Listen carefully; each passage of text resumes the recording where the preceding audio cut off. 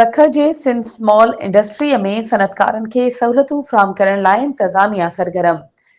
Drainage ऐं infrastructure जी बहितरी जो कमु जारी। बीमार सनअती यूनिट्स खे हलाइण ऐं कारखाननि जी तरक़ी लाइ सिंध एंटरप्राइज़ेज़ डेवलपमेंट फंड जो क़याम। रिपोर्ट मूजिबि सिंध स्मॉल इंडस्ट्री इंतज़ामिया सनअतकारनि खे सहूलियतूं फ़राहम करण ऐं मुलाज़िमनि जा मसइला हल करण लाइ मुतहरिक आहे।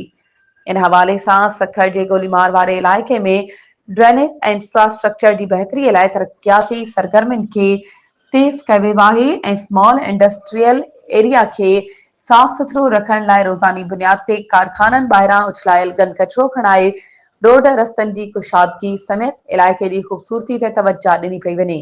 जॾहिं त सिंध स्मॉल इंडस्ट्री इंतज़ामिया ख़ासि दिलचस्पी वठंदे मुलाज़िमनि जी पघारुनि ऐं पेंशनुनि जा मसइला हल करण लाइ पिणु कोशिशुनि में रुधल आहे। गॾोगॾु सिंध स्मॉल इंडस्ट्री जी अख़्तियारियुनि सनअतकारनि खे आसान शर्तुनि ते कर्ज़ फ़राहमी लाइ सिंध एंटरप्राइज़ेज़ डेवलपमेंट फंड जो क़याम अमल में आंदो आहे। जंहिं नतीजे में बीमार सनअती यूनिट्स खे हलाइण ऐं प्रोडक्शन ॾींदड़ कारखाननि खे तरक़ी वठाइण में सनअतकारनि खे मदद मिलंदी।